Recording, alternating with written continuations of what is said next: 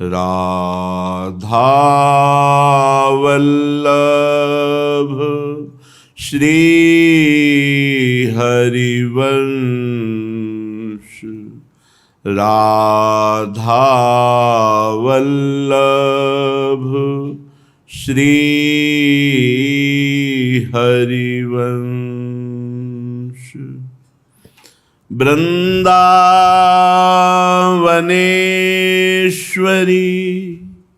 तवैव पदारविंदम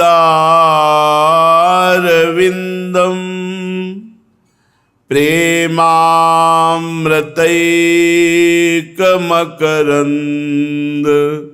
रसौघपूर्णं हृद्यर्पितं मधुपते स्मरतापमुग्रं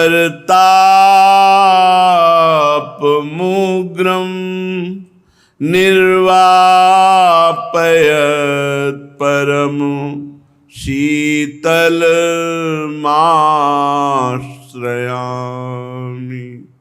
निर्वापयत् परम शीतलमाश्रयामि।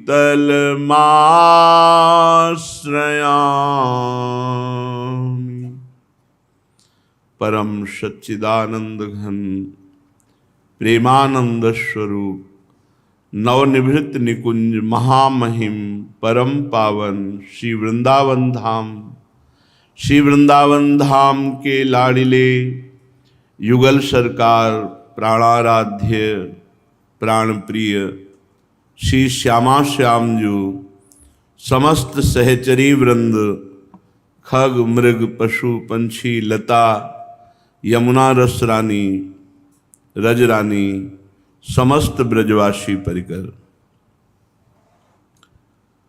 उपासना में आराध्य देव के सिवा अन्य अवलंबन आश्रय आशा बल ये बहुत हानिकारक है।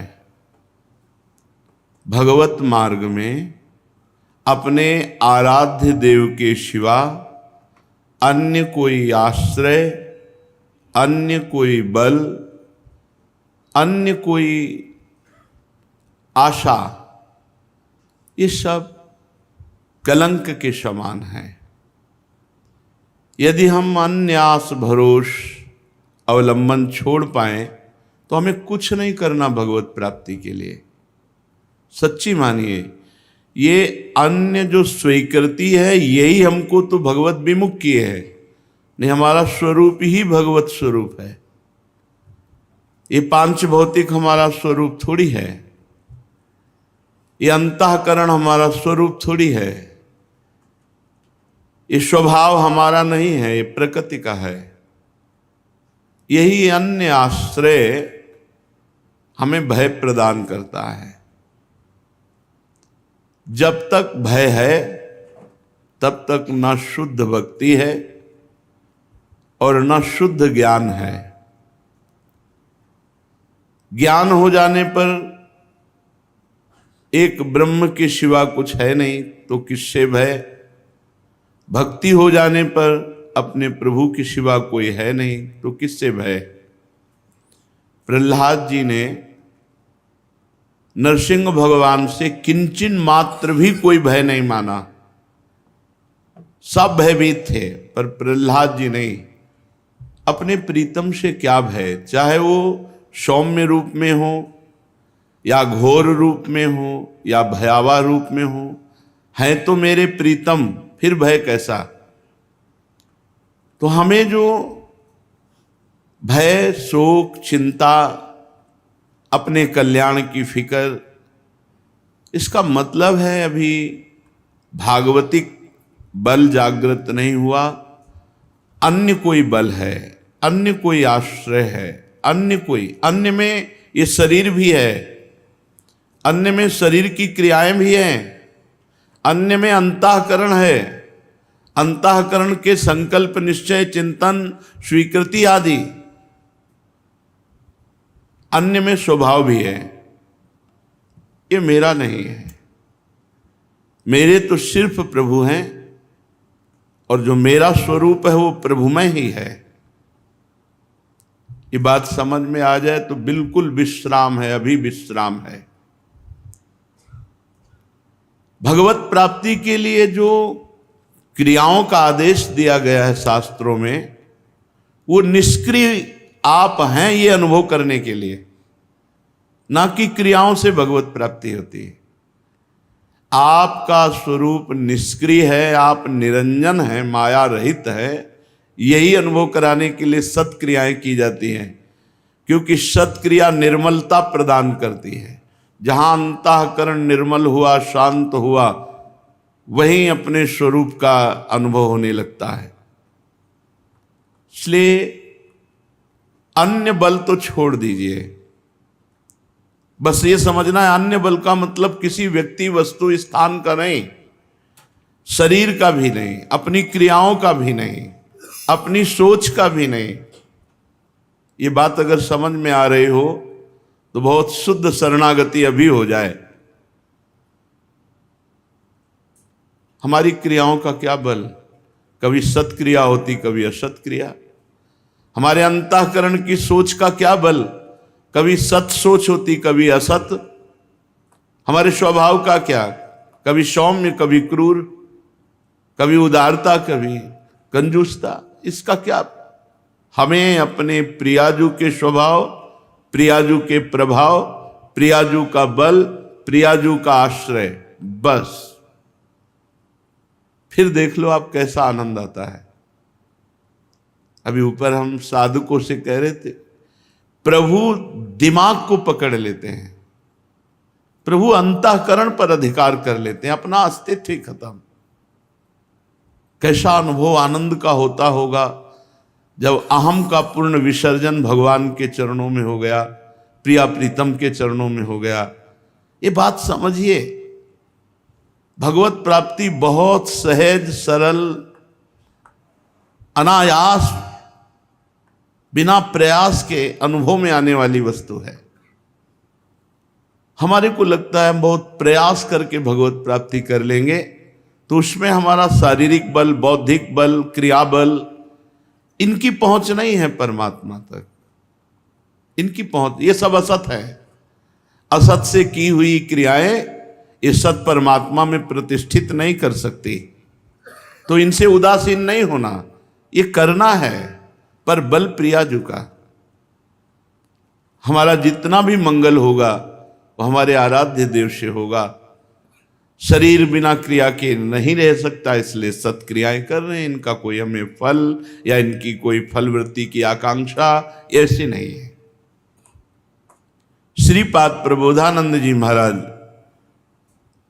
इसी भाव को लेके कह रहे हैं, हरि भक्ति महम न कामये,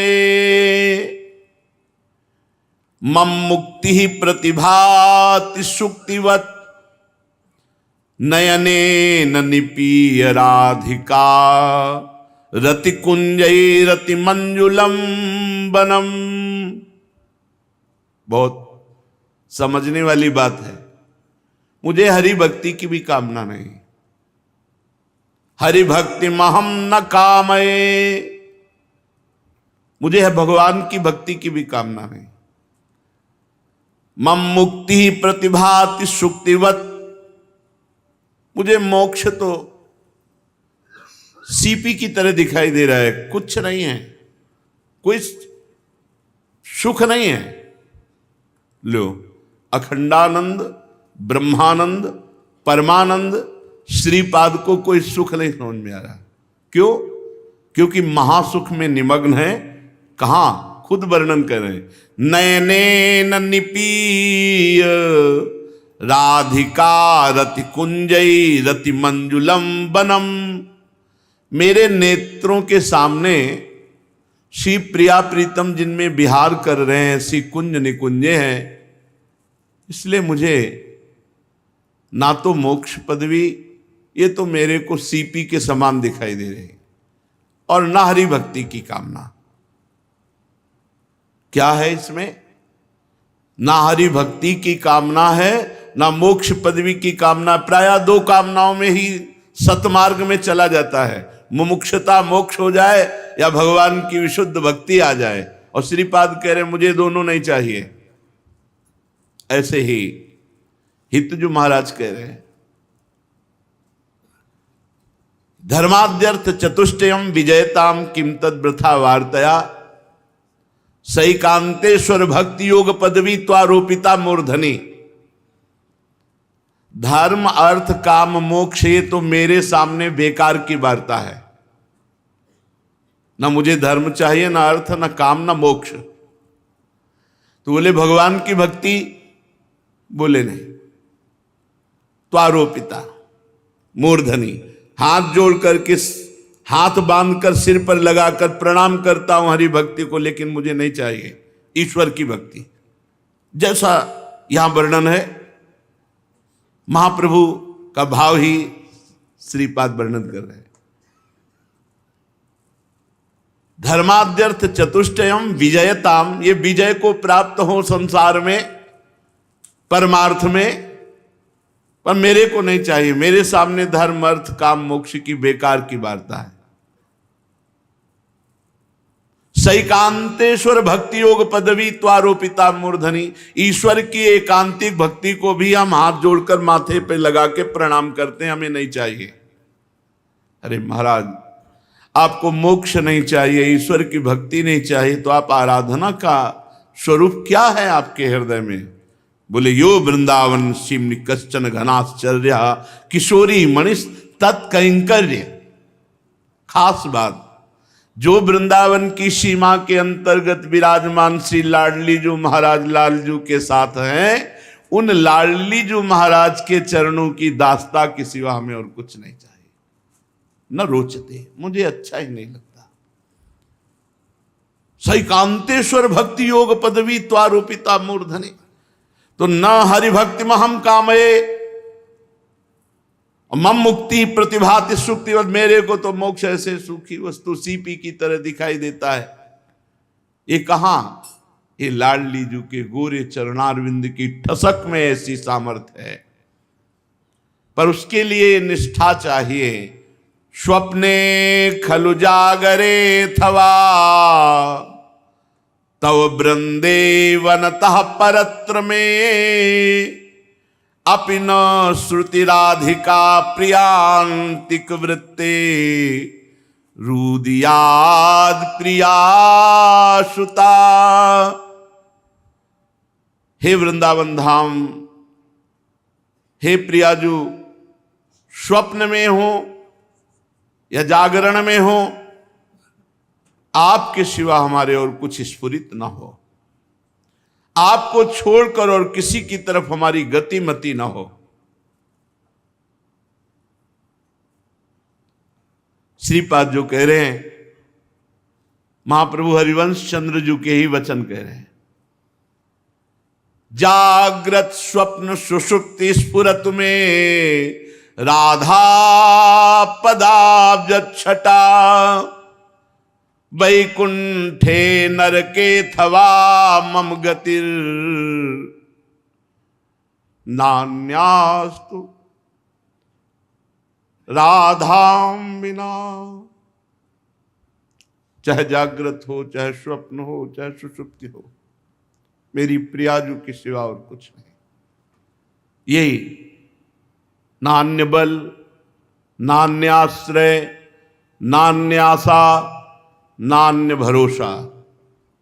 हो गया काम, सच्ची मानिए हो गया काम। अपार मस्ती, अपनी फिकर फाड़ करके फेंक दी। सच्ची फकीरी का स्वरूप तो यही है। फिकर फार फकनी करे ताको नाम फकीर। कोई चिंता नहीं, बैठे हैं भरोसे पर। काहू के बल भजन को, काहू के आचार, व्यास भरोसे कुंवरी के सोवत पांव पसार।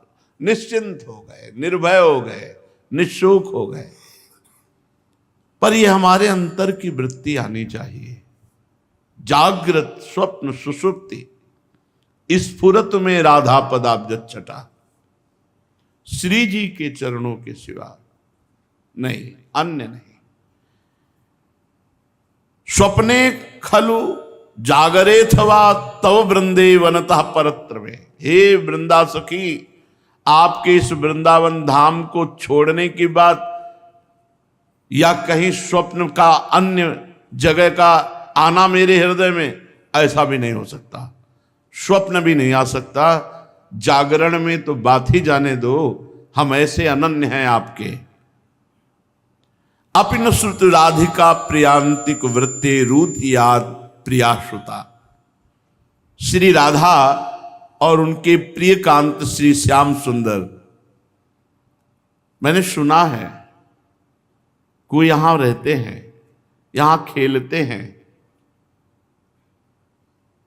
बस उन्हीं की आस लगा करके हम आपके अनन्य हो गए हैं कि कभी न कभी खेलते खेलते हो करुणा दृष्टि कर देंगे। कदा वा खेलंतो ब्रज नगर वीथी सुहृदयम हरंतो श्री राधा ब्रजपति कुमारो सुकृतिना। कभी कभी वो सुकृति के चित्त का अपहरण करते तो कभी कभी हमारी अधमता देख करके भी रीझ जाते हैं। अधमता देख कर, पतित है, हमारे सिवा इसका कोई बल नहीं। कदावा खेलंतो, कभी जुगल सरकार खेलते खेलते करुणामयी दृष्टि उनकी पड़ गई, हमारे धाम के आश्रित है, हमारे घर में रहता है, हमारे सिवा इसका कोई अन्य आश्रय नहीं है, तो कदावा खेलंतो।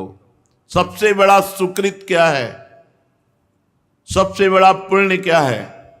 प्रभु के हो जाना, इससे बड़ा कोई पुण्य नहीं। वही अन्य आश्रय, अन्य बल, अन्य भरोसा, अन्य आश, इनका त्याग कर देना, साधना इसी बात की है।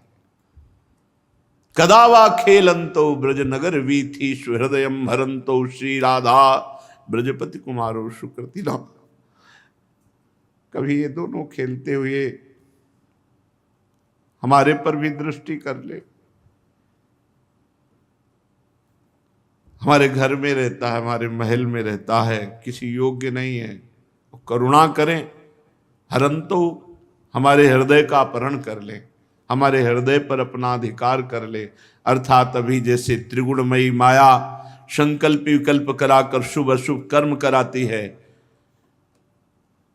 तो इनका अधिकार अंतःकरण पर उदय होता है तो केवल लीला चिंतन, केवल सेवा सुख का संकल्प विकल्प होता है। माइक संकल्प विकल्प का अपने आप त्याग हो जाता है। हरंतो, ये हमारे हृदय का अपहरण कर ले। कभी कभी खेलते हुए गलवहियां दी हुई इनकी दृष्टि पड़े, ये अधम जीव है, ये तो हमारी केवल कृपा से ही इसका निस्तार होगा, और कृपा को करके हमारे हृदय का अपहरण कर ले।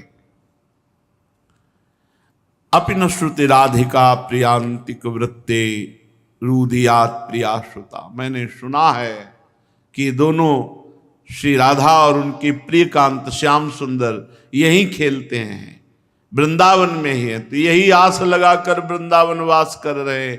कभी तो करुणा समुद्र की उमंग आएगी और वो करुणा में हमें डुबो देंगे, अपने प्रेम रस में डुबो देंगे। पर हमें कुरमौन मनीह आस्व वृंदावन तरमूल उदस्सु राधिकाया अधिपाणि कपोल आद्य भावोत पुलक कुलहा कलयन सुकेली वृंदम।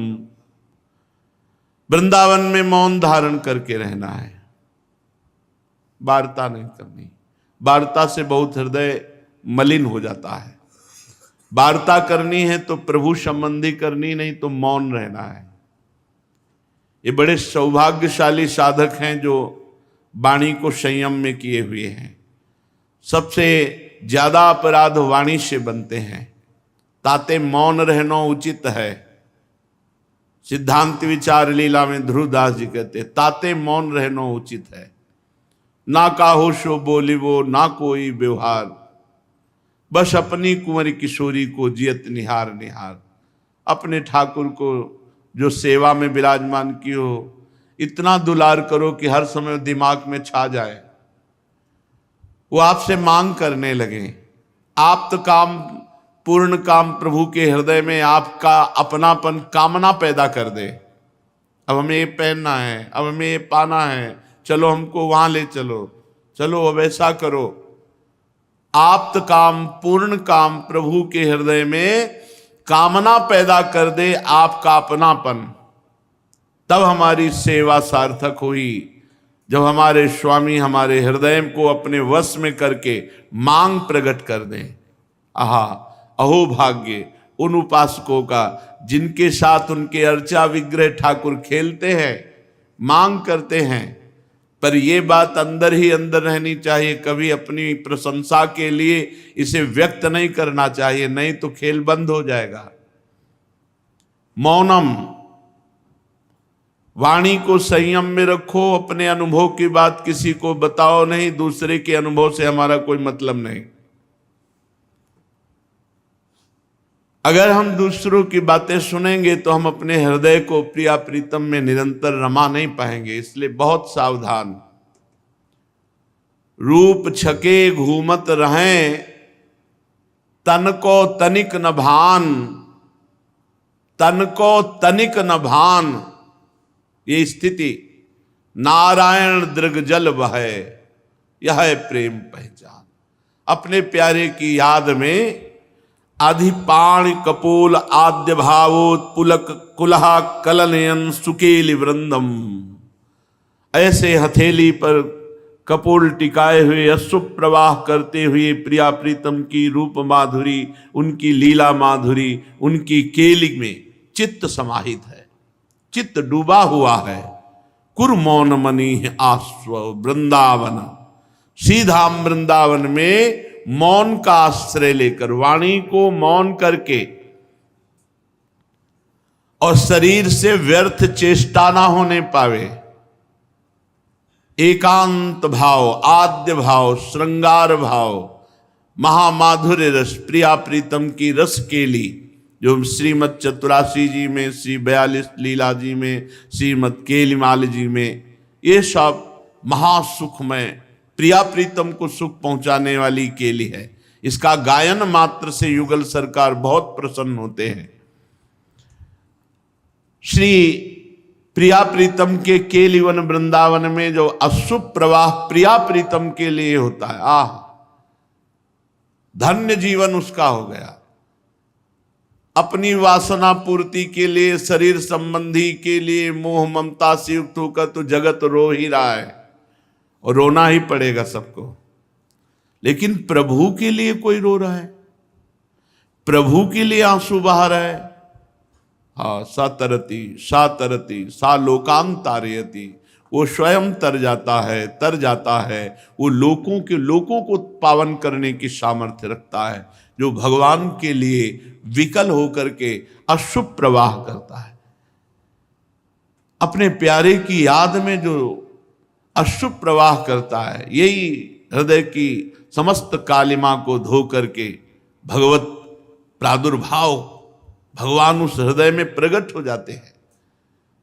जहां अश्रुओं से कपोल भींगने लगे, नाम स्मरण करते हुए रोमांच होने लगा, भाव देश में प्यारे की मधुर मूर्ति विराजमान है। बस अब आगे कुछ करना नहीं हो तो अपने आग लीला का प्रादुर्भाव होना, प्रिया प्रीतम की सेवा सौंज में चित्त का पूर्ण रूप से लीन होना, अपनी शुद्ध विस्मरण हो जाना, शरीर चेष्टा युक्त है या चेष्टा रहित, शरीर भान रहित चेष्टा होना, शरीर भान रहित चेष्टा होना, ये सब दिव्यता। वाणी से मौन, शरीर से निरपराध कोई ऐसे आचरण न बने। खूब निरंतर नाम जप, धाम की रज का सेवन, रसिकों का संग, तो ये दुर्लभ वस्तु प्राप्त होती है। चलते हैं श्रीमद् भागवत महापुराण, प्रसंग चल रहा है प्रचेताओं के, 10 प्रचेताओं के एक महान पुत्र श्री दक्ष प्रजापति।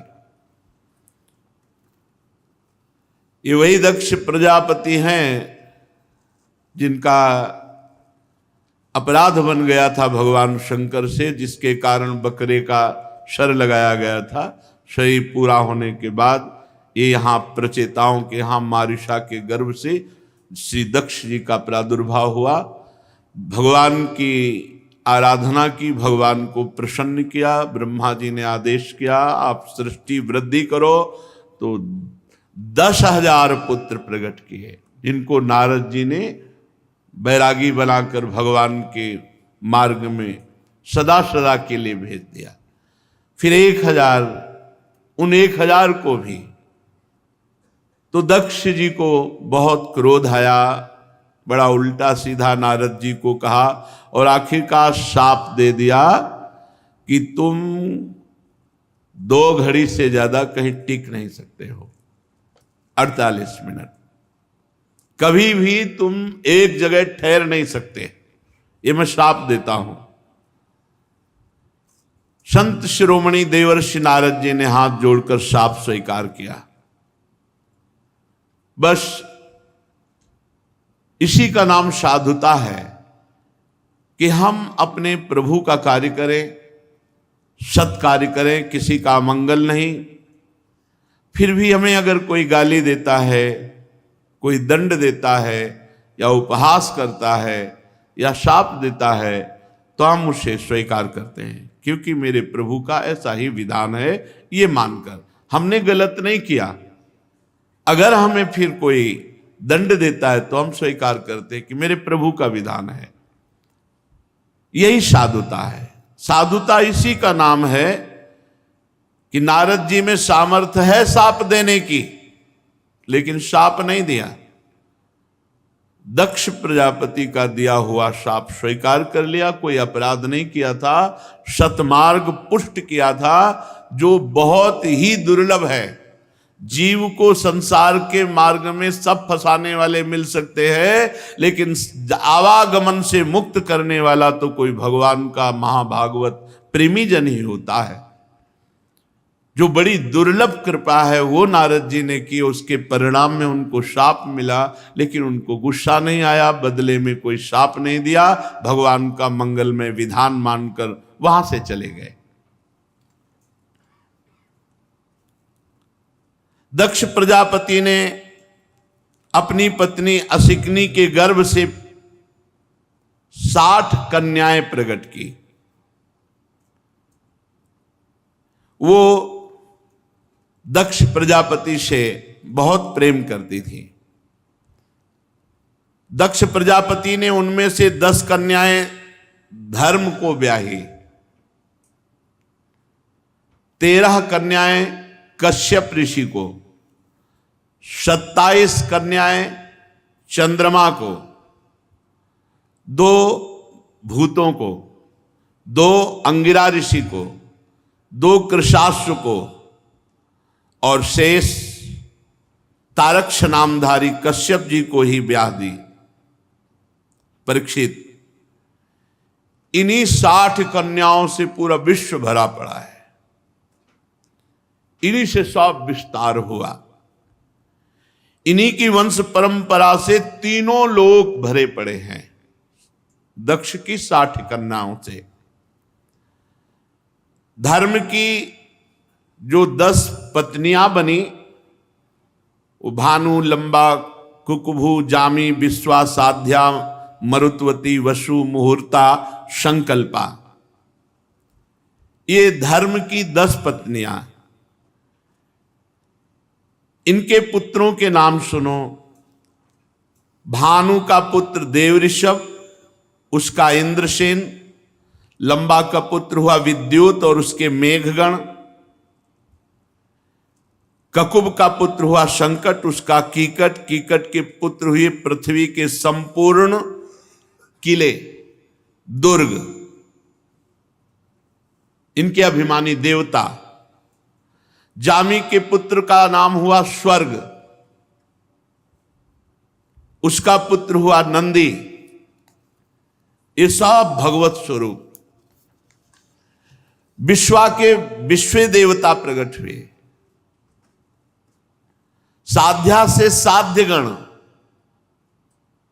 उनसे अर्थ सिद्धि। मरुत्वती के 2 पुत्र हुए, मरुतवान और जयंत। ये जयंत नामधारी वामन भगवान ही है। इन्हीं को उपेंद्र कहा गया, इन्हीं को जयंत कहा गया, यही वामन भगवान है। मुहूर्ता से मुहूर्त के अभिमानी देवता, ये अपने अपने मुहूर्त में जीवों के उनके कर्मानुसार फल देते हैं। संकल्पा का पुत्र हुआ संकल्प, वसु के पुत्र हुए आठों वसु। ये महान सामर्थ्यशाली देवताओं से भी श्रेष्ठ है। आठों वसुओं के नाम हैं द्रोण, प्राण, ध्रुव, अर्क, अग्नि, दोष, वसु और विभावसु। द्रोण की पत्नी का नाम है अभिमति, उससे हर्ष, शोक, भय आदि के अभिमानी देवता उत्पन्न हुए। प्राण की पत्नी ऊर्जस्वती के गर्भ से सह, आयु और पुरोजो नाम के 3 पुत्र हुए। ध्रुव की पत्नी धरणी ने अनेक नगरों के अभिमानी देवताओं को उत्पन्न किया। अर्क की पत्नी वासना से तृष्णा उत्पन्न हुई। पूरी सृष्टि इसी से बंधी हुई है। अग्नि नामक वसु की पत्नी धारा के गर्भ से द्रविणक आदि बहुत से पुत्र उत्पन्न हुए। कृत्तिका के पुत्र के रूप में भगवान स्कंद जी प्रकट हुए, जिन्हें कार्तिकेय कहा गया है, जो अग्नि के मुख से प्रकट हुए। उनसे विशाख आदि का जन्म हुआ। दोष की पत्नी सर्वरी के गर्भ से शिशुमार का जन्म हुआ। वसु की पत्नी आंगिरसी से शिल्प कला के अधिपति भगवान विश्वकर्मा जी का प्रादुर्भाव हुआ। विश्वकर्मा के उनकी भार्याकृति के गर्भ से चाक्षुष मनु हुए और उनके पुत्र विश्वेदेव साध्यगण देवता हुए। विभावसु की पत्नी उषा से 3 पुत्र हुए, व्युष्ट, रोचिस, आतप। उनमें आतप के दिवस नामक पुत्र हुआ। दिन, ये जो दिन है ये आतप का पुत्र है। इसी में सब जीव अपने अपने कार्यों में संलग्न होते हैं। भूत की पत्नी दक्ष नंदिनी स्वरूपा ने करोड़ करोड़ भूत उत्पन्न किए। ये सृष्टि है। करोड़ करोड़ बलवान रुद्रगण उत्पन्न किए। रैवत, आज, भव, भीम, बाम, उग्र, वृषाकपि, अजैकपाद, अहिर, बुध्य, बहुरूप, महान, ये 11 मुख्य रुद्र। भूत की दूसरी पत्नी भूता से भयंकर विनायक, भूत, प्रेत, इनका जन्म हुआ। ये सब 11वें रुद्र महान के पार्षद बने। अंगिरा प्रजापति की प्रथम पत्नी स्वधा ने पितृगणों को उत्पन्न किया।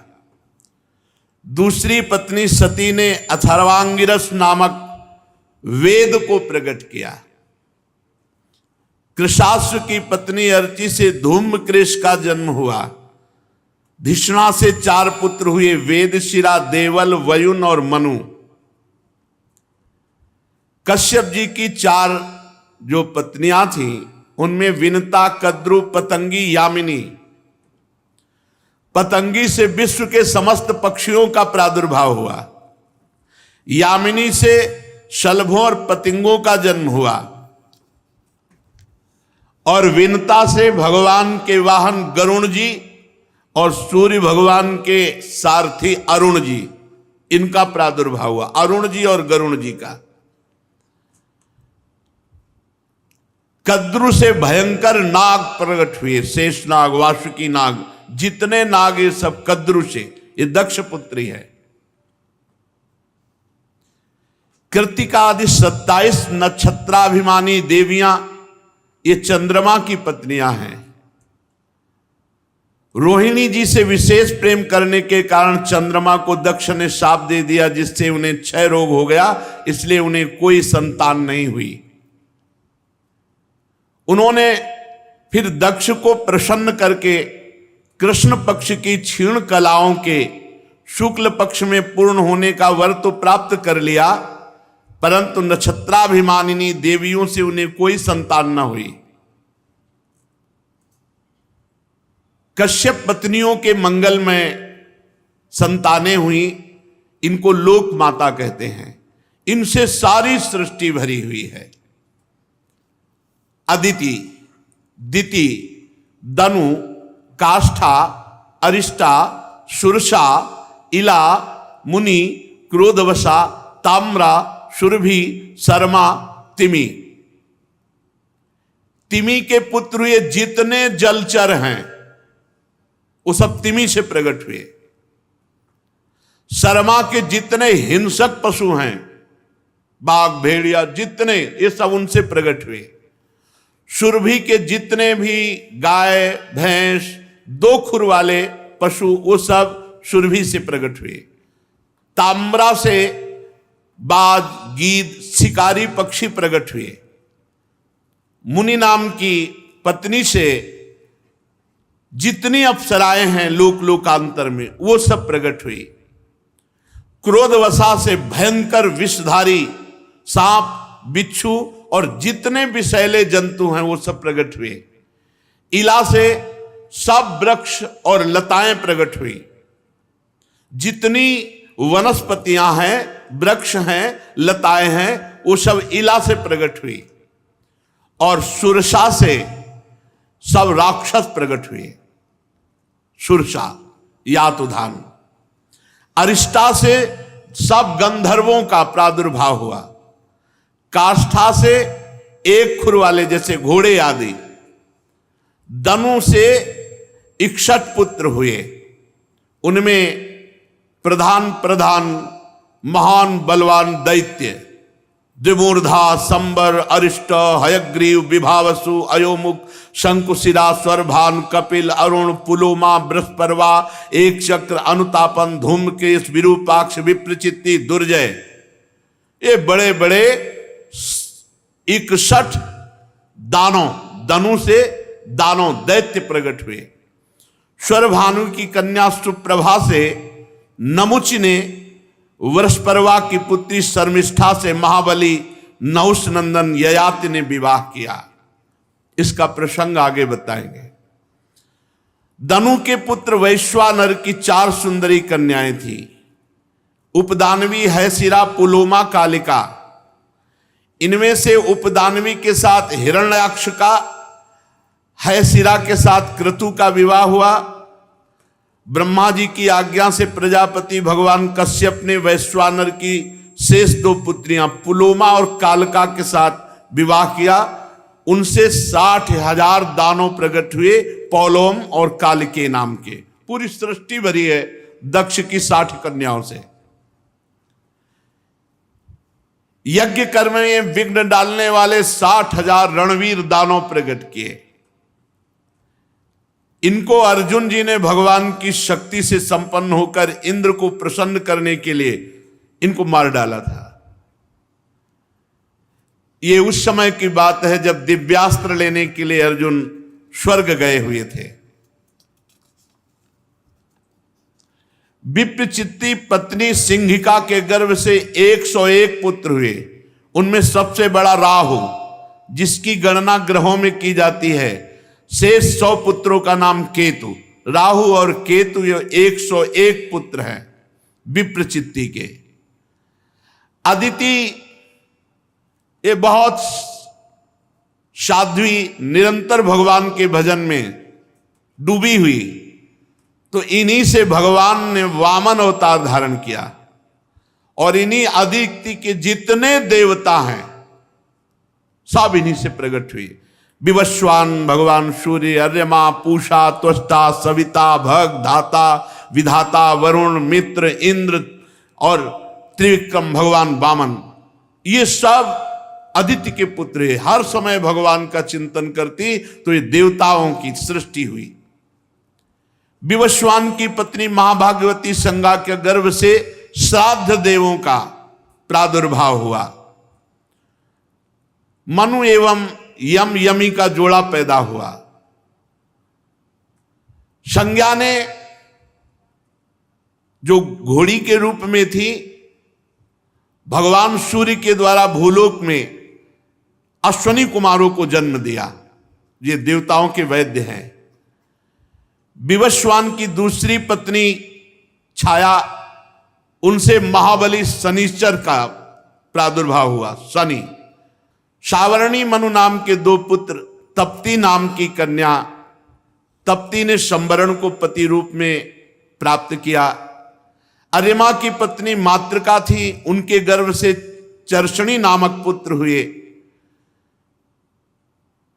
मनुष्य जाति में जो 4 वर्णों की स्थापना की गई है, ये यहीं से हुई है।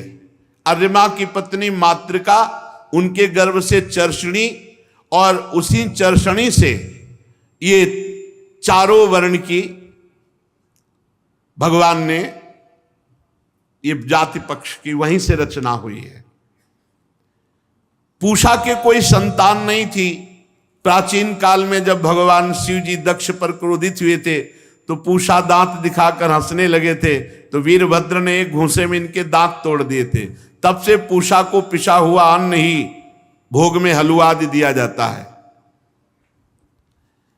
दैत्यों की छोटी बहन त्वष्टा की पत्नी बनी, जिनका नाम रचना था। रचना के गर्भ से 2 पुत्र हुए, सन्निवेश और पराक्रमी विश्वरूप। विश्वरूप यद्यपि बहुत प्रभावशाली थे, देवगुरु बृहस्पति जी ने इंद्र से अपमानित होकर देवताओं का जब परित्याग कर दिया तो देवताओं ने विश्वरूप को अपना गुरु बनाया, पुरोहित बनाया। राजा परीक्षित जी ने कहा कि भगवान, देवगुरु बृहस्पति का अपमान देवराज इंद्र, ये देवता लोग ऐसा कैसे कर सकते हैं?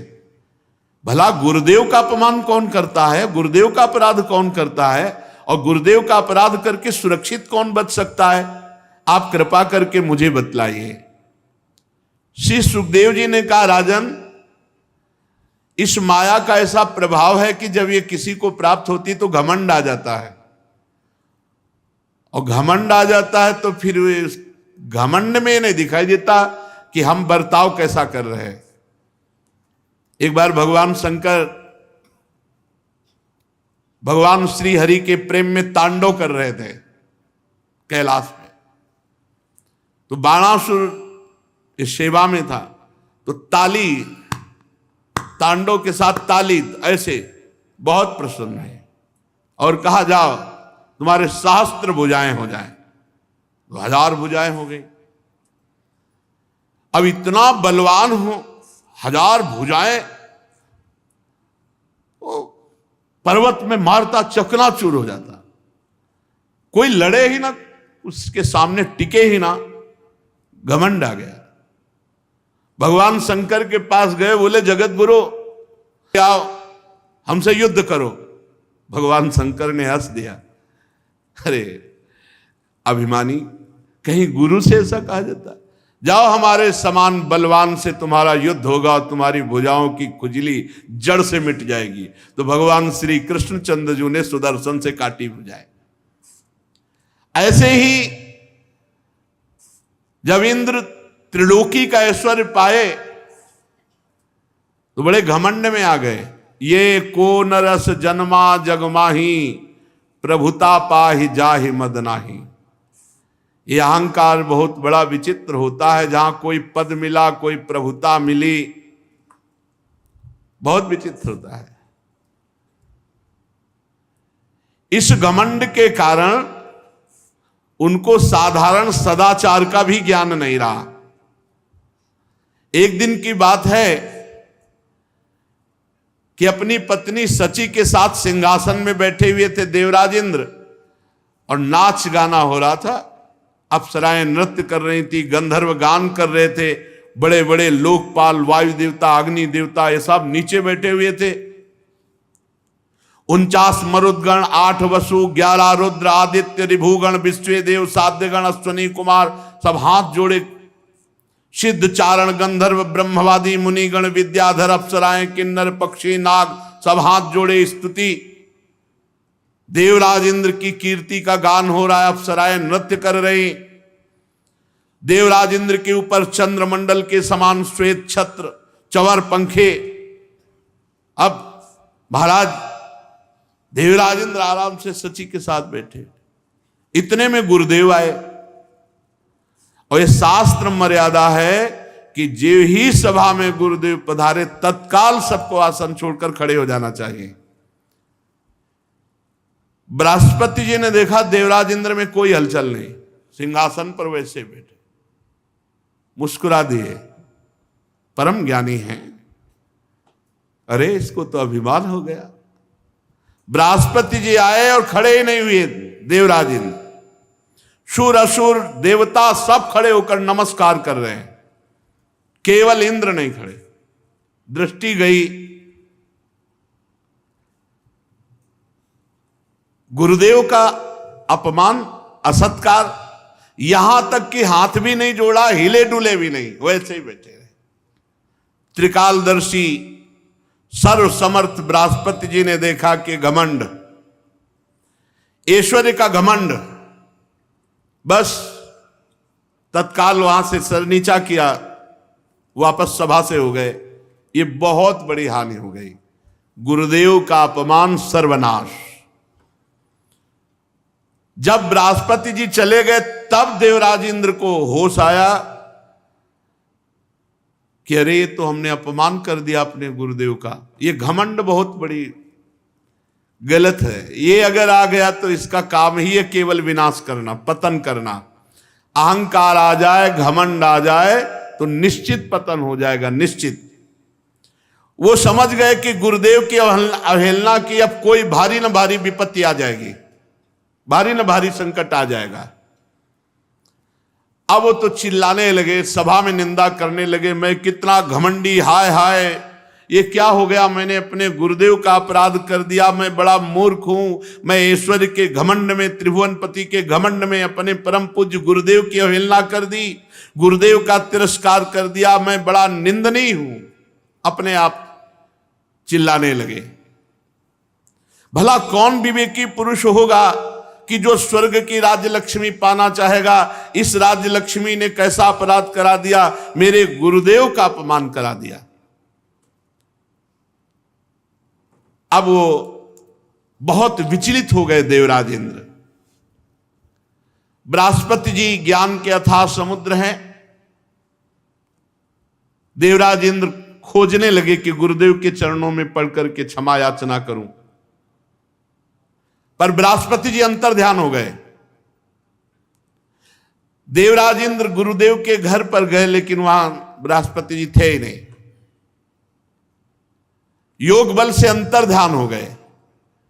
देवराजेंद्र बहुत कोशिश की, ध्यान के द्वारा भी जानना चाहा, लेकिन जहां गुरुदेव अंतर ध्यान हुए वहां उनका ध्यान नहीं पहुंच पा रहा था, क्योंकि अपराध हो चुका है। बहुत ढूंढवाया, परंतु कहीं बृहस्पति जी का पता न चला। घबरा गए कि जहां ये दैत्यों को पता चलेगा कि बृहस्पति जी त्याग करके देवताओं को चले गए तो आक्रमण कर देंगे, बिना गुरु के रक्षा नहीं हो सकती। अब वो समस्त देवताओं की बैठक बैठा ली देवराजेंद्र ने और कहा कि स्वर्ग की रक्षा होनी चाहिए, क्योंकि स्वर्ग की रक्षा हुई तो त्रिभुवन की रक्षा होगी। बड़ा शांति सभा में कि गुरु बृहस्पति देव के अपमान करने वाले हम देवताओं की अब कोई रक्षा कर सके। इतने में गुप्तचरों द्वारा दैत्यों को पता चल गया कि देवगुरु बृहस्पति और देवराज इंद्र की अनबन हो गई है। देवराज इंद्र ने अपमान कर दिया देवगुरु बृहस्पति का। मदोन्मत्त ताताई असुरों ने अपने गुरुदेव शुक्राचार्य जी को प्रसन्न किया और कहा आदेश दीजिए स्वर्ग पर चढ़ाई करें, और धावा बोल दिया शुक्राचार्य जी का इशारा पाकर। देवताओं पर ऐसे अस्त्रों की वर्षा की, काट काट के फेंक दिया देवताओं को। बहुत बलवान देते, किसी की मस्तक, किसी की जंघा, किसी की बाहु। देवराजेंद्र बचे हुए देवताओं के साथ भागकर ब्रह्मा जी की ब्रह्मलोक पहुंचे।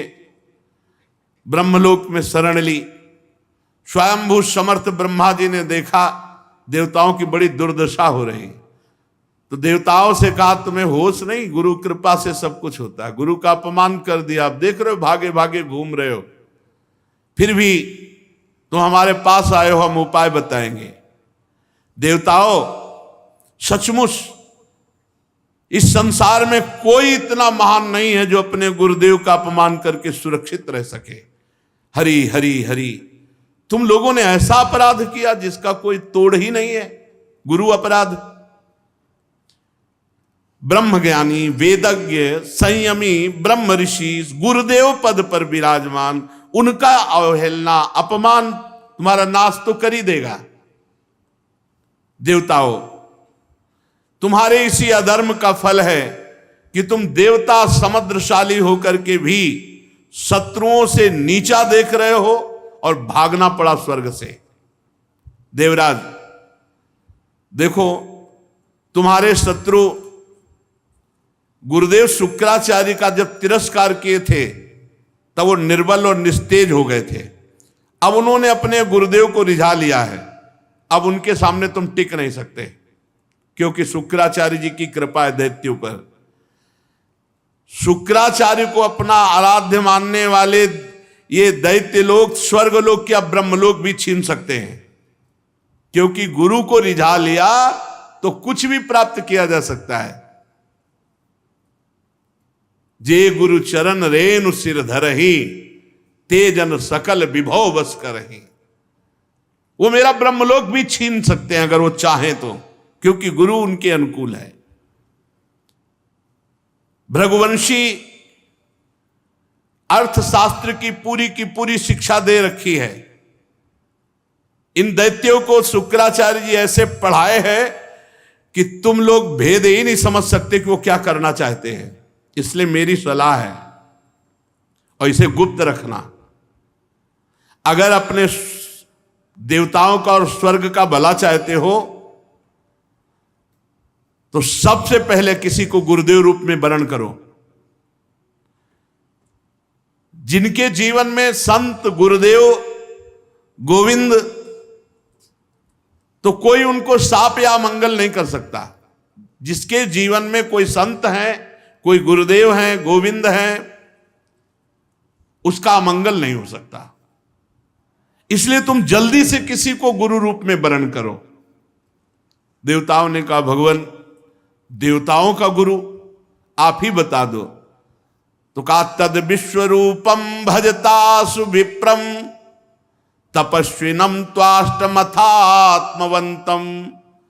सभाजितोर्थान सविधास्यते वो यदि क्षमिध्व मुतास्य कर्म।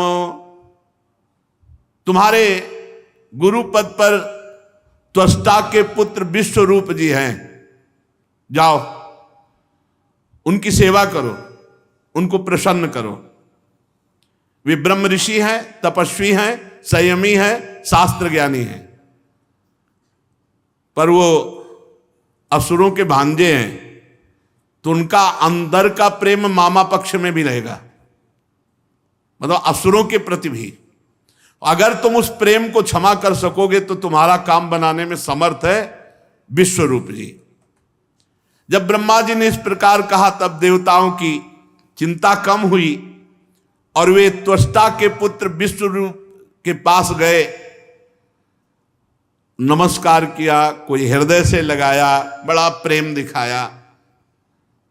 देवताओं ने कहा कि विश्वरूप जी तुम्हारा कल्याण हो, हम तुम्हारे आश्रम में अतिथि के रूप में आए हैं, अतिथि की सेवा करनी ही चाहिए। अभ्यागत कहते हैं जो परिचय वाला आता है, कोई रिश्तेदार, कोई नातेदार, जिसकी वही कल आ रहे हैं, परसों आ रहे हैं, परिचय है, वो अभ्यागत है। अतिथि जो अपरिचित है, बिना निमंत्रण के, बिना तिथि के उपस्थित हो जाए, वही अतिथि। वो भगवान का स्वरूप होता है, उसकी सेवा करनी चाहिए। तो कहा हम तुम्हारे अतिथि हैं, मतलब हमारी बात मत काटना, हम एक प्रकार से तुम्हारे पितर भी, पूर्वज भी हैं, इसलिए तुम हमारी अभिलाषा को पूर्ण करो।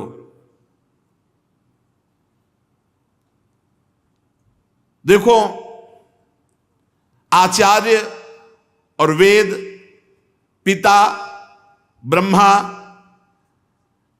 पृथ्वी और इंद्र, ये सब परम पूजनीय हैं, इनकी ज्यादा अवहेलना नहीं करनी चाहिए। हमारी बात सुनो, हम तुम्हारे पितर हैं, शत्रुओं ने हमें पराजित कर लिया है, और शत्रु जिनको कह रहे हैं इनके मामा हैं विश्वरूप के।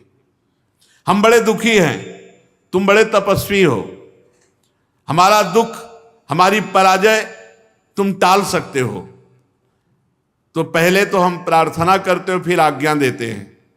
श्रेष्ठ देवता होने के कारण आज्ञा देते हैं, तुम्हारे यहां हम आए हैं दैन्य भाव से, तो इसलिए प्रार्थना भी करते हैं, तुम ब्रह्मनिष्ठ हो, तुम हमारे गुरु पदवी पे विराजमान हो जाओ। हम तुम्हें गुरु रूप से वर्ण करते हैं शत्रुओं पर विजय प्राप्त करने के लिए। देखो, शास्त्र कहता है यदि ज्ञानी हो, तपस्वी हो, तो अपने से अवस्था में छोटा भी हो तो उसके पैर छूने चाहिए। उसके चरण छूना निंदनीय नहीं है, क्योंकि वो बंदनीय पुरुष है, आप बंदनीय हो। आप वेद ज्ञान, शास्त्र, तपस्या सब में श्रेष्ठ हो, इसलिए देवता तुम्हें प्रणाम करते हो। तुम गुरु रूप में विश्वरूप जी से कहा। विश्वरूप जी ने कहा, ना ना, ये कुल गुरु का काम हम नहीं करते, हम तो ब्रह्म ऋषि तपस्या परायण रहते, ये हम नहीं करेंगे। विगर हितम धर्मशीलैर ब्रह्मवर्च उपव्ययम, पर ठीक अनुष्ठान करके और मंत्र के द्वारा उसके बड़े नियम तो बच जाए, नहीं तो प्रायः फिर पापों से लिप्त ही हो जाता है। धर्मशील महात्माओं ने इसकी निंदा की है, मैं इसे नहीं करूंगा। पहले शब्द में विश्वरूप जी ने मना कर दिया। पर आप अतिथि रूप से आए हैं और आप कह रहे हैं मैं पितर रूप से आज्ञा करता हूं। देवराज इंद्र और लोकेश्वर देवताओं, तुम प्रार्थना भी कर रहे हो और आज्ञा भी कर रहे हो। इस स्थिति में मैं ना भी नहीं कर सकता। आपकी आज्ञा पालन करना, आपकी प्रार्थना स्वीकार करना, दोनों रूपों में। लेकिन आप समझ रहे हैं, मैं केवल प्रार्थना स्वीकार कर रहा हूं। अकिंचनानाम ही धनम शिलोंचनम तेनेह निर्वर्तित साधु सत्क्रिया कथम विगर्हम न करोम्यधीश्वरा पौरोध संहृष्यति येन दुर्मति। हमारे पास जो तपस्या उसका कारण है, हम अकिंचन हैं, कभी किसी से हाथ फैला के नहीं लेते। खेती कट जाने पर, अनाज की हाट उठ जाने पर जो दाने होते हैं उनको चुन करके हम अपना देव कार्य संपन्न करते हैं। इसीलिए हम तपस्या के धनी, हमको किसी से कोई लेने देने की तात्पर्य नहीं।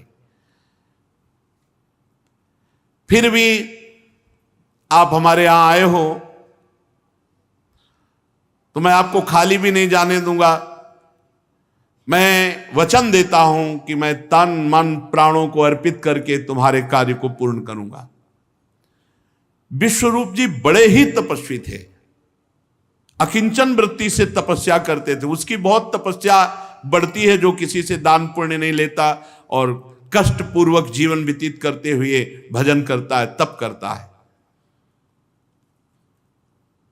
वर्ण कर लिया विश्वरूप को गुरु रूप से।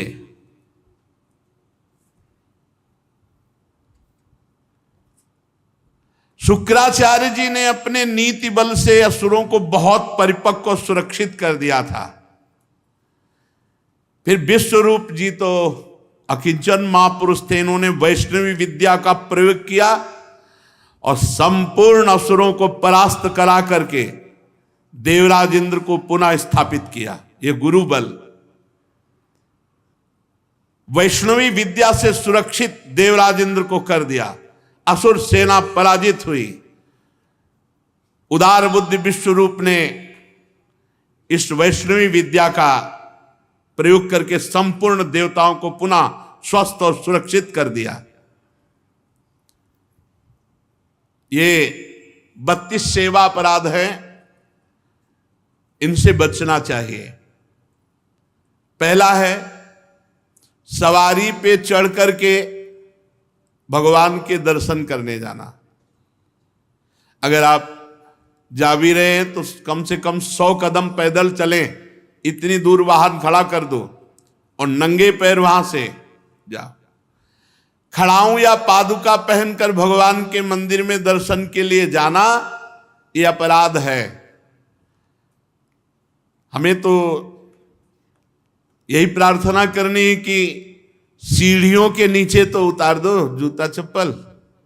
कुछ लोग तो ऐसे हैं कि टोके ना तो जूता चप्पल पहन के ही दर्शन कर ले, इतने सुकुमार तत्व हैं।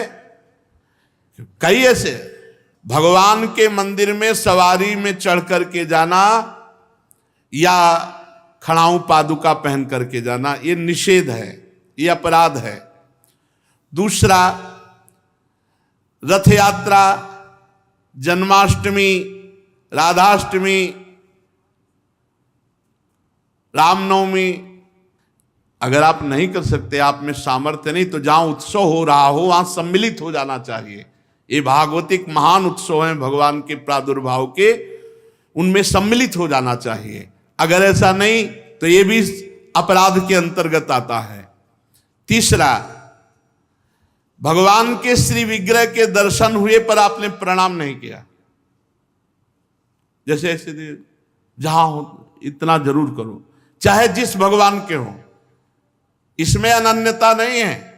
जैसे परिक्रमा लगाते थे, हनुमान जी की आरती हो रही, जय राधा वल्लभ लाल की, 1 मिनट रुके, उनकी आरती हो रही, महाभागवत है, सब संतों को प्रणाम करते हो, हनुमान जी को प्रणाम नहीं करोगे? हनुमान जी महाभागवत, उनको प्रणाम करने में तुम्हारी निष्ठा बदल जाएगी क्या?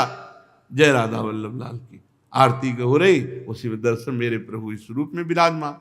जो भी देवालय, जो भी मंदिर अगर हमारी दृष्टि में गए तो ऐसे प्रणाम, उनसे बढ़कर थोड़ी हो। सब में हमारे ही प्रभु, सर्वान वस्तुतया निरीक्ष परम स्वाराध्य बुद्धिर्मम। प्रभु के श्री मूर्ति के दर्शन करके प्रणाम न करना या जूठे मुंह अपवित्र अवस्था में प्रभु के दर्शन करने जाना। पवित्रता अगर नहीं रहेगी ना तो बुद्धि भ्रष्ट होती रहेगी, पक्का समझ लो। पवित्रता की बहुत जरूरत है। आजकल प्रायः पवित्रता का ज्ञान नहीं रखते हैं। अशुचि अवस्था में दर्शन करना। अगला, एक हाथ से प्रणाम करना भगवान को। जैसे श्री विग्रह भगवान का है तो एक हाथ से ऐसे नहीं प्रणाम किया जाता। संत को, गुरुदेव को, भगवान को ऐसे। एक आए थे एकांतिक में, तो हम कहा भैया इसका मतलब क्या है? तो हम कहा ये तो नेता, मित्र, दोस्त ऐसी जगह होता है। कहा भगवान और संतों गुरुजनों के सामने तो ऐसे, हमको तो ऐसे ठीक है। ये राजकीय विभाग में चलता है, भगवत विभाग में ऐसे चलता है। कर जोड़ करके भगवान को, गुरुदेव को, संतों को ऐसे हाथ जोड़कर, एक हाथ से भगवान को ऐसे नहीं किया जाता, प्रभु को ऐसे नहीं किया जाता। प्रभु के श्री विग्रह के सामने एक हाथ से प्रणाम करना या गुरु जी को, इतने सत्संग नहीं ना, तो प्रायः आजकल के बच्चे प्रियता में दाहिने हाथ में मोबाइल होता है और बाएं हाथ से ऐसे करते हैं। रोज हमें होता है, हमें रोज होता है। और बाएं हाथ से जानते हो किसको किया जाता है? शत्रु को। जब किसी राजा के यहाँ संधि कराने या गुप्तचर या दूत ऐसे, तो अब उस राजा को तो करना ही पड़ेगा, तो बाएं हाथ से करता था। तो वो समझ जाते थे शत्रु पक्ष का है, और वो वीर इतना कि गर्दन उतरा सकता है लेकिन दाहिने हाथ से सलूट नहीं कर सकता, क्योंकि शत्रु पक्ष का है तो बाएं हाथ से ही करेगा। एक हाथ से प्रणाम करना या बाएं हाथ से प्रणाम कर। अब सत्संग नहीं तो बेचारे नहीं जानते हैं। राधा राधा नहीं बोलेंगे, राधा राधा बोलो, तुम्हारी वाणी पवित्र, तुम्हारा जीवन पवित्र। हमें बहुत सुख मिलता है जब कोई रास्ते में जैसे राधा राधा तो हम खड़े हो जाते हैं। राधा राधा राधा, आपका भी मंगल, हमारे कानों का भी मंगल, और हमारा हृदय गर्व में भरता है, मेरी महारानी जी का नाम लिया जा रहा है। परिक्रमा करते समय प्रभु के श्री विग्रह के सामने आकर के ना रुक करके प्रणाम करना और ऐसे घूमते रहना, यह भी अपराध है। परिक्रमा तो एक परिक्रमा की सामने आए प्रणाम किया, फिर दूसरी की, फिर सामने आए, प्रणाम किया। 4 परिक्रमा अपने प्रभु की होती है, हरिप्रियाजू की 4 परिक्रमा। और प्रभु के श्री विग्रह के सामने पैर पसार करके बैठना। प्राय जिनको सत्संग नहीं मिला वैसा, राधा वल्लभ जी में जैसे वो बारंडा है ना सामने, चौकस ऐसे ऐसे बैठ के पैर ऐसे, अपराध है। प्रभु के सामने पैर लंबे करके या ऐसे पैर घुटनों में बांध करके बैठना। प्रभु के श्री विग्रह के सामने दोनों घुटनों को ऊंचा करके उनको हाथ से लपेट करके प्रभु के श्री विग्रह के सामने ऐसे, ऐसे नहीं, या तो हाथ जोड़े खड़े रहो या ऐसे हाथ नीचे कर लो, मतलब एक सौम्य मुद्रा होनी चाहिए। यदि वहां खड़े हो, वैसे उचित तो यह कि जितनी देर खड़े रहो हाथ जोड़े खड़े रहो प्रभु के सामने। पर जिनको सत्संग नहीं मिला, जिनको ज्ञान नहीं, तो प्राय वो ऐसे खड़े होते हैं प्रभु के सामने। प्रभु के सामने, गुरुदेव के सामने, संतों के सामने ऐसे नहीं खड़े हुआ जाता। और प्रभु के सामने बैठ करके सोना ये अपराध है, इसमें पाप लगता है, मलिनता हो। जैसे सत्संग में सोना, प्रभु के सामने बैठे हुए सोना, या स्वाध्याय करते हुए, भगवान के श्री विग्रह के सामने पाना। जैसे चरणामृत मिले तो साइड में होके, प्रसाद मिले तो साइड में होके, ऐसे नहीं वहीं सामने ही, प्रभु के सामने नहीं। भगवान के श्री विग्रह के सामने झूठ बोलना, बात ही मत करो, मंदिर में बात मत करो, गलती हो जाएगी। कुछ भी अगर जरा भी झूठ निकला तो वज्र की लीक हो जाएगा, भोगना पड़ेगा। मौन रहो। जब कोई कहे हमें बात करनी, गेट के बाहर मिलो मंदिर के। अगर थोड़ी चूक भी हो जाएगी तो फिर दर्शन कर लेंगे आके, और इन्हीं के सामने झूठ बोल गए तो फिर क्या होगा। श्री भगवान के सामने जोर से बुलाना किसी को बिल्कुल नहीं। अगर वहां है तो बहुत सावधानी से बात की जाती, धीरे से बात की जाती, वो भी प्रभु संबंधी बात की जाती है। भगवान के श्री विग्रह के सामने आपस में कुशल मंगल पूछ रहा, और कैसे हो, प्रभु सामने वहां पूछ रहे और कैसे हो, अपराध बन रहा है।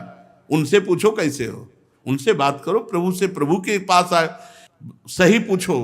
बिल्कुल नहीं, सीधे गए, बस आंख में आंख मिलाई, जितनी देर टिके बस आंख बंद की, फिर आंख में आंख मिलाई, नख सिख लो अंग माधुरी, उसका पान करो, चुपचाप बाहर निकल जाओ। दर्शन की एक पद्धति है, एक टाक एकदम देख रहे हैं, लेकिन देखना बाहरी लोग दर्शन नहीं करते, नहीं इधर उधर, वहां प्रभु में नहीं टिकेंगे, नेत्र प्रभु में नहीं टिकेंगे, वो इधर उधर दौड़ भाग करके निकल जाएंगे। आपस में कुशल मंगल बातचीत ये सब नहीं। और प्रभु के श्री विग्रह के सामने किसी को उपदेश करना, किसी को डांटना, किसी को दंड देना, ये सब अपराध के अंतर्गत आता है। प्रभु के श्री विग्रह के सामने किसी को पीड़ा देना, मारपीट करना, कदापि नहीं, ये बहुत बड़े बड़े अपराधों में। और प्रभु के श्री विग्रह के सामने किसी को आशीर्वाद देना, नहीं, ये भी नहीं। सामने विराजमान है, उन्हीं के आशीर्वाद से सबका आशीर्वाद है। ऐसा नहीं कोई प्रणाम कर रहा है माथे पे हाथ धर, ये सब व्यवहार नहीं। वहां प्रणाम कर, जो प्रणाम करे तुरंत पीठ कर लेनी चाहिए उसकी तरफ, वो प्रणाम उन्हीं को जाए। तो कभी ऐसा प्रणाम न, एकमात्र गुरुदेव। प्रभु के श्री विग्रह के सामने किसी पर अनुग्रह करना यह अपराध है। श्री विग्रह के सामने किसी को शाप देना, कठोर वचन बोलना, निष्ठुर वचन बोलना, और प्रभु के श्री विग्रह के सामने कंबल ओढ़ कर जाना, प्रभु के श्री विग्रह के सामने किसी की निंदा करना, प्रभु के श्री विग्रह के सामने किसी की स्तुति प्रणाम बिल्कुल नहीं करना, प्रभु के श्री विग्रह के सामने अश्लील भाषण बोलना, प्रभु के श्री विग्रह के सामने अधो वायु त्यागना। अच्छा, प्रभु को सामर्थ्य रहते हुए गौड़ उपचार के द्वारा भोग लगाना, जैसे अपने तो हलवा और चाय चल रही सुबह, और ठाकुर जी के लिए चिरौरी रखवा दिए, बहुत ही है, टॉफी लपटी भाई उसमें प्लास्टिक में, एक कटोरी में भर के रख दी, पानी रख दी, जमाने की वही रखी, और अपना रोज सुबह शाम दोपहर सब नए नए पदार्थ पा रहे हैं। अपराध लगता है। ये मनोरंजन के लिए श्री विग्रह खरीद के मत ले जाना कोई, श्री विग्रह जाने का मतलब है पूरे के पूरे प्रभु आए हैं, सुबह से लेके शाम तक उनको खवाओ पियाओ, स्नान श्रृंगार सब ना हो हिम्मत तो छवि खरीद ले, उनके दर्शन करो। श्री विग्रह मत ले जाओ, श्री विग्रह ले जाओ चाहे गोपाल जी का चाहे प्रिया प्रीतम जी का, उनकी सेवा करो ऐसे जैसे अपने बच्चे की जाती है। अपना बच्चा अगर नहीं पवाएंगे तो भूखा रहेगा, नहीं स्नान कराएंगे तो वैसे, नहीं शयन कराएंगे तो नहीं शयन करेंगे। बोले हम दर्शन के लिए छवि ले जाओ, श्री विग्रह मत ले जाओ। श्री विग्रह ले जाने का मतलब है कि अष्टयाम सेवा, कम से कम अष्टयाम सेवा में नहीं आप पहुंच पा रहे हैं, पूरी सेवाएं कर पा रहे, तो सुबह मंगला और श्रृंगार और भोग लगा दिया जाओ, फिर शाम क्या है तो आरती कर दी, फिर भोग लगाया, दूध पिलाया, शयन कराया, इतना तो होना ही चाहिए। अब आप तो खाते हैं अच्छे अच्छे पदार्थ, तो ठाकुर जी के आगे प्लास्टिक में लपटी हुई टॉफी रख दी या चिरौरी रख दी। आपकी सामर्थ्य है, सब अच्छे अच्छे कपड़े पोशाक सब पहना सकते हो, ऐसे ठाकुर जी को ऐसे नहीं, आपके पास सामर्थ्य के अनुसार ठाकुर, ओ वैसे तो जी जान से प्यार करो, बहुत कृपाल ठाकुर है, बहुत कृपाल। आपसे बात करने लगेंगे, आपको मना करेंगे ये नहीं खाना हमें, ये खाना है, ऐसे अरे आप आसक्ति करके तो देखो, निहाल कर देंगे। और अभी आप यहाँ पवा, फिर वो आपको अपने यहाँ ले जाके पवाएंगे, और ऐसा पवाएंगे कि निहाल हो जाओगे। और प्रभु को भोग लगाए बिना कुछ भी खाना पीना ये ठीक नहीं, अपराध के अंतर्गत आता है। वैष्णव होकर दीक्षा लेकर सत्संग सुनकर ये बात जान करके यदि आप बिना भोग लगाए प्रभु को पाते हैं तो अपराध है। ऋतु में जो फल हो सबसे पहले अपने प्रभु को भोग लगाना चाहिए। इस बात में हमने अपने गुरुदेव भगवान को देखा, बड़ी प्रवीणता, चाहे वो सहतूत हो चाहे बेर हो, जो ऋतु का फल है वो श्री जी को जरूर पवाएंगे। और पवाने का पहला कि आप चख के देखेंगे, बेर या जो भी पहला चख के देखेंगे, अगर अनुकूल है तो हाथ धोया आचमन किया, फिर श्री जी को दूसरे फल। नहीं तो ऐसे भोग नहीं लगाते, पहले जैसे कुछ भी बनेगा तो पहले स्वयं चखेंगे फिर भोग लगाएंगे। और ये बाहर नहीं चलेगा, बाहर तो कहते जूठा कर दिया प्रभु को क्या पवाओगे, लेकिन अपने यहाँ अपने भाव हैं, भावोत्सवेन भजताम रस काम धेनुम। और किसी फल आदि का अच्छा भाग अपने लिए रख दिया और जो स्वाद रहित है वो प्रभु के लिए भोग लगाने के लिए, ऐसा ना करे। और प्रभु के श्री विग्रह के सामने पीठ देकर खड़े होना या पीठ देकर बैठना, जैसे पीछे प्रभु ऐसे बैठना नहीं, इससे अपराध लगता है। गुरुदेव की अभ्यर्थना ना करना, गुरुदेव से कुशल प्रश्न ना करना, गुरुदेव की स्तुति ना करना, ये अपराध है। अपने मुख से अपनी प्रशंसा करना ये अपराध है। किसी भी देवता की निंदा करना ये अपराध है। इन 32 अपराधों से देवर्षि नारद जी हमारी रक्षा करें और भगवान कच्छप सब प्रकार के नरकों से हमारी रक्षा करें। शेष चर्चा आगे। श्री राधा वल्लभ लाल की।